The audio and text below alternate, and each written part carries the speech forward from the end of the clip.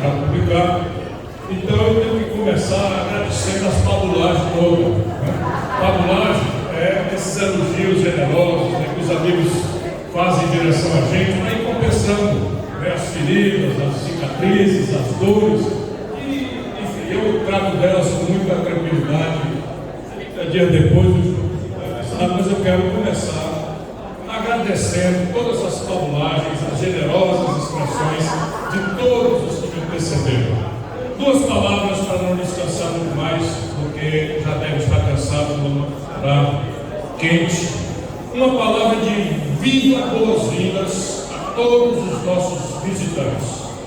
Por favor, vocês que vêm lá do frio da Santa Catarina, como meu estimadíssimo amigo, meu companheiro e sempre de militância, Manuel Dias, frequentando ali as temperaturas aproximadas aos 5 graus na Santa Catarina, até a essas expressões eloquentes da renovação do PDT, pelo melhor caminho que a nossa renovação tem que procurar brilhar, que são as mulheres nordestinas, de mérito, Ana Paula e Isabela e Ana Paula, nossas vice-prefeitas de Salvador e de Recife e de Salvador.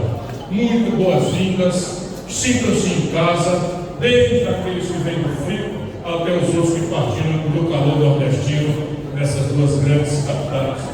Deixa eu cumprimentar esse companheiro de uma vida inteira de luta e que é um exemplo de administrador, mas como todo administrador, como todo político, não é um homem perfeito, tem defeitos, e o mais grave deles na política é que ele detesta a fabulagem. Hoje eu gostei de mostrando o serviço que está prestando, porque é um dever prestar contas. E o Sarto é este exemplo de um homem sereno, discreto, humilde, tímido. Agora eu quero desafiar os nossos oponentes, para dizer qual deles é capaz de ter feito mais do que o Sarto tem procurado fazer em qualquer área que o nosso adversário queira escolher. É assim que a nossa militância vai para as ruas a partir de agora. Nós reconhecemos os problemas, mas nós queremos saber quem fez mais, quem é capaz de fazer mais do que a sequência do Roberto Cláudio e do Sarto, executando um projeto que tirou Fortaleza do último lugar no índice que nós temos aqui, chamado SPAES Alpha, que é um exame para 100% dos alunos. A gente não faz exame por amostragem aqui, vai fazer uma avaliação aluno por aluno. Esta capital, há 11 anos atrás, estava no último lugar do SPAES Alpha. Não era do Brasil, era do Ceará, um dos piores lugares comparados às capitais. Hoje Fortaleza já subiu bastante e tem a melhor cobertura de educação em tempo integral de qualidade a partir da pré-escola, onde se forma a arquitetura do cérebro e aonde o filho do trabalhador e da trabalhadora, se não tiver a atenção correta, o afeto, a comida, a socialização na hora própria, estará comprometida a sua arquitetura cerebral para o resto da sua vida. Isso, sabe, já lhe projeta e eu quero desafiar aqueles que vêm aí, é normal no nosso caminho. Mas faça essa fabulagem que você fez, deixa a nossa militância saber o que você está fazendo, o que você projeta fazer mais, porque isso é um dever de prestar contas, que você, na sua timidez, na sua modéstia, que eu conheço há 40 anos, precisa nesse momento largar a mão de fazer. Uma saudação muito especial ao André Figueiredo. Deixa eu dizer para vocês, porque eu preciso dizer isso com todos os S's que erram.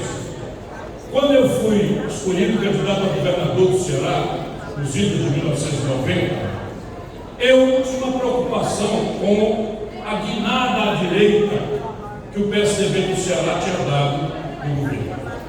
E o Tasso sempre me respeitou muito, sempre foi um amigo muito querido, me deu autonomia para escolher aquele com quem eu queria fazer aliança. E eu fui procurar o PDT, que é o partido com quem eu tenho afinidade, pelo conjunto do ideário, que eu vou repetir aqui, embora vou fazer esforço para não falar tanto, mas eu prometi que não ia fazer, mas já comecei a esticar a conversa. Mas deixa eu dizer isso, naquela data,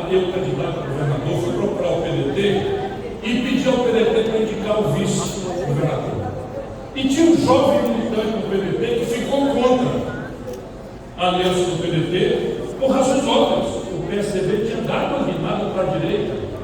Não era nem por vontade particular, foi um enfrentamento tremendo que o Tasso Gereissati teve com as corporações, com a esquerda tradicional do Ceará. Ele próprio se encolheu, enfim, problemas graves. Um jovem militante do PDT que controlava a juventude do PDT na data. Há muitos anos isso, cara. Vou fazer como o louco faz com você.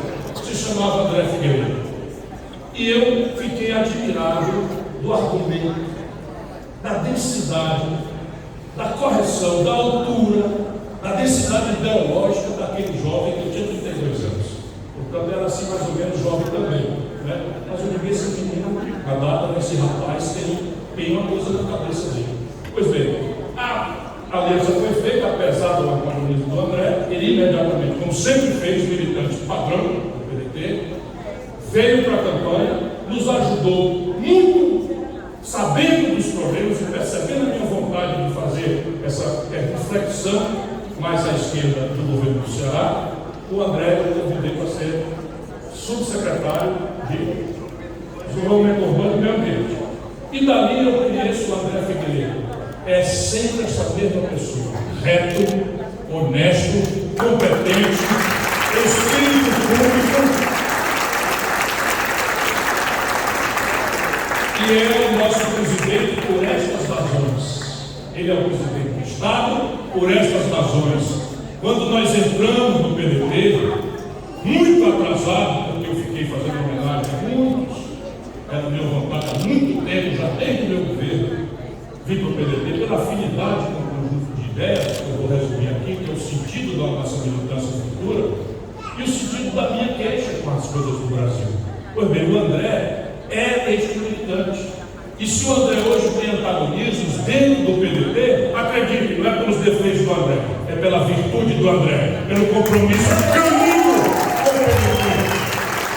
E nós temos a palavra, que é um negócio que não se faz mais valor, não se dá mais empenho, mas nós temos a palavra de que nós respeitaríamos as tradições e os ritos do PDT. Portanto, André, você conta comigo. Nós precisamos de você em unidade do partido. Uma saudação também muito especial ao Roberto Cláudio. Não é favor meu. Não é nenhum favor meu. Quem quiser conhecer um projeto de estadista em plena construção, tem-se na biografia de Roberto Cláudio. Talento na política, presidiu muito jovem a Assembleia Legislativa do Ceará, dali saiu uma administração bastante elogiada por gregos e troianos e sobralenses, Grécia, Troia e Sobral, na mesma categoria, né? Um administrador revelou-se um administrador absolutamente extraordinário.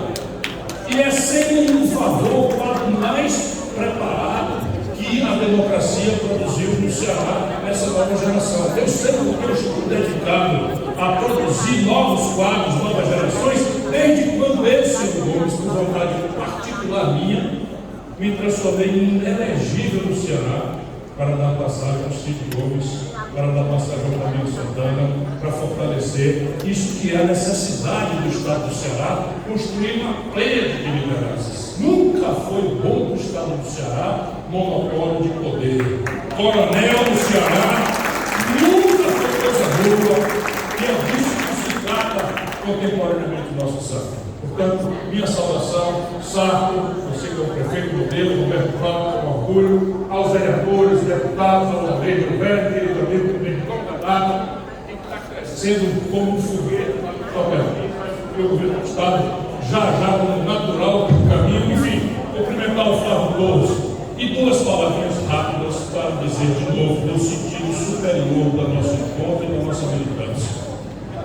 A esquerda mundial sucumbiu a partir da esquerda europeia a onda avassaladora da liberal. O neoliberalismo, não é um palavrão. O neoliberalismo é uma perversão ideológica que aproveita nossa descuidada vocação ao consumismo para manipular determinados determinadas verdades ou meias-verdades que parecem ser hoje um brocardo. Ou seja, a livre concorrência, a concorrência de todos contra todos, é que vai dar ao consumidor o melhor produto, o melhor serviço ao melhor preço. Em parte isso é verdade, por isso a tua mentira é tão perigosa, é a meia-verdade. Só que essa mordidura europeia, que foi construída depois que a Europa passou meio século construindo o estado de bem-estar social, trazendo o Estado Nacional a cumprir tarefas de superação da miséria, da desigualdade, da ignorância, da deseducação, da doença, da mobilidade nas cidades e no campo, de forma acessível para a classe trabalhadora. Mas esse estado de bem-estar custou muito caro. E a Europa conseguiu financiar isso porque tinha duas grandes ferramentas. É a reflexão que eu estou fazendo no novo livro, para tentar ver se a gente organiza a discussão entre nós brasileiros. A Europa fazia isso baseada na exploração colonial, imperial, da Ásia, da África, da Índia, para fazer mais especificamente da China. E a Europa vivia uma espécie de solidão em matéria tecnológica. Então, quem quisesse comprar televisão tinha que comprar uma Telefunk alemã. E esse produto vinha onerado por uma carga tributária de 50%, 55% do PIB. E quando aparece um projeto de desenvolvimento tão sofisticado tecnologicamente quanto o europeu, só que sem a oneração do welfare state na China, na Índia, no Japão, em Singapura e Taiwan, a Europa perde a competição. E é um problema europeu. Daí nasce a perversão neoliberal. Vamos destruir o Estado. Vamos desentranhá-lo da economia, vamos entregar a economia toda à livre competição, porque isso seria teoricamente a resposta para restaurar a condição da Europa competir com os produtos orientais, quando acabou o imperialismo e acabou também a solidão tecnológica. Ora, isso nunca foi o problema brasileiro. A nossa Constituição promete um estado de bem-estar social, mas nunca entregou. Se nós tomarmos, por exemplo, a generosa fundação do Sistema Único de Saúde, o SUS, ele anuncia que todas os S e R, sem nenhuma dubiedade, de maneira que você pedir ao Judiciário que torne efetivo, contorne que qualquer brasileiro tem direito à saúde pública, universal, em qualquer nível de complexidade e incondicional. Este é um anúncio que está na Constituição. A Constituição promete um salário mínimo capaz de sustentar uma família com todos os suas necessidades de comida e não sei o que e tal, e ainda bota ali, vírgula, e lazer. O salário mínimo brasileiro está prometido na Constituição para pagar comida, casa, roupa, transporte, saúde, educação, vírgula e lazer. Pois bem, quando a Constituição brasileira anuncia o dever de uma educação pública de qualidade para todos os brasileiros, mas nunca entregamos nada disso. Nunca entregamos. E se a carga tributária brasileira já chega a ser alta com o padrão como o nosso, 32%, não é pela explosão do investimento público. É porque o Brasil, nos últimos 25 a 30 anos, está transformado numa grande e poderosa máquina de transferir renda de quem produz e de quem trabalha para 10 mil famílias que vivem da especulação financeira do rentismo. Esta é a realidade.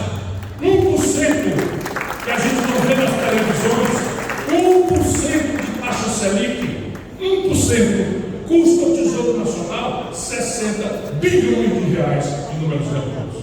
Sabe quanto é a taxa Selic hoje? 13,75. Se nós arredondarmos para baixo 13 e multiplicarmos por 60, nós vamos chegar próximo da casa de 1 trilhão de reais, tirado dos cofres do governo brasileiro para ir engordar a bolsa de meia dúzia de ególatras que fazem do Brasil um paraíso mundial da especulação financeira. Um cartão de crédito rotativo, e esse é o sentido que nós estamos reunidos. Um cartão de crédito rotativo na matriz dos Estados Unidos, American Express, Visa, Mastercard, cobra no máximo 17% de juros ao ano. No Brasil ele cobra de vocês e de mim 632%, porque o governo brasileiro está a serviço da especulação financeira. Se se deu um estatuto de autonomia ao Banco Central, como quem administra claramente a contradição popularmente conhecida e colocar a raposa para pastorar o galinheiro.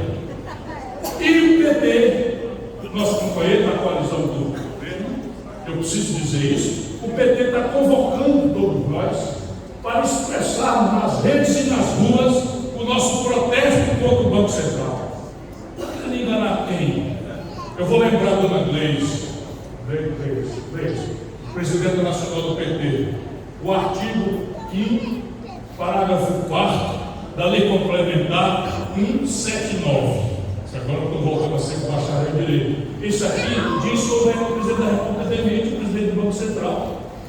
Dentro da lei, está escrito lá, parágrafo 4º, o presidente da República pode demitir a direção, o presidente da direção do Banco Central, desde que provocado pelo Conselho Monetário Nacional, que é o ministro da Cidade da Fazenda e a ministra do Planejamento.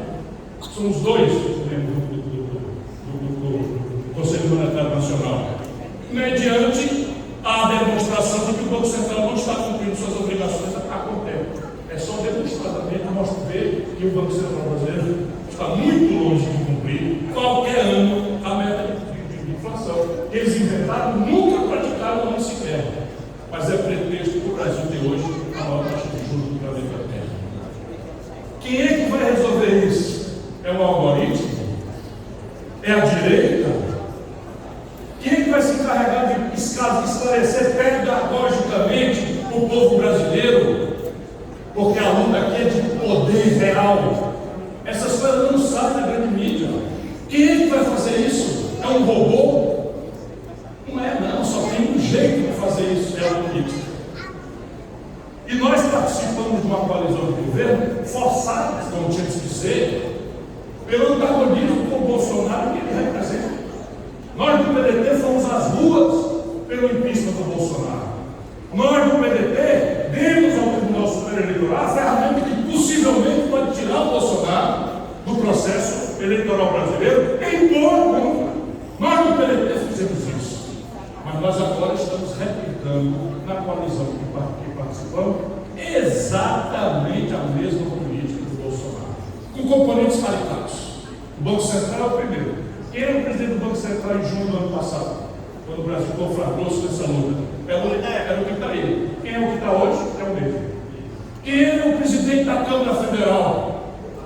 E nós esculhambávamos dizendo que era corrupção, orçamento secreto, centrão, não sei o que e tal. É o mesmo. E não foi por ele ter mandato contínuo, não. Foi feito um acordo para que esse cidadão fosse eleito. O presidente do Senado é o mesmo. Como é que se tange a economia do Brasil? Câmbio flutuante, superávit primário, meta de inflação, autonomia do Banco Central e política de preço da Petrobras. Venderam as refinarias do Alfa, na Bahia, criando um monopólio privado que faz com que a gasolina, o querosene de aviação, seja o mais caro do Brasil para nós do Nordeste. Por que a gente não subscreve essa negociada?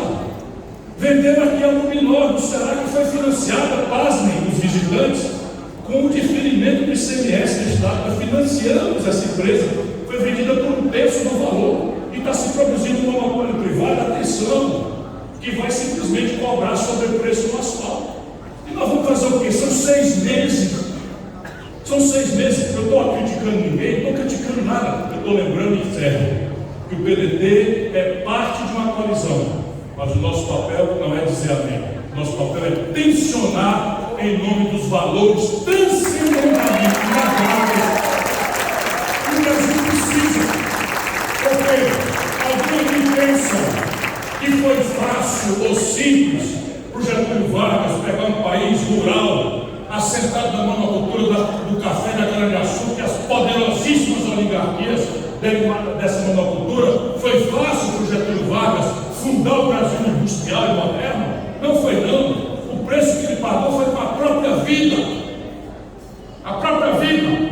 Foi fácil para o Brizola, governador do Rio Grande do Sul, correndo o risco de morrer, defender o cumprimento da Constituição e a posse do vice. O Brizola correu o risco de morrer. E nós não estamos pedindo nada disso, nós estamos pedindo que se cumpra a lei e que se demita o presidente do Banco Central. É uma distância enorme entre querer mudar o Brasil e querer ter o poder. Esse é o nosso papel. Eu não pretendo mesmo disputar mais eleições, não pretendo mesmo.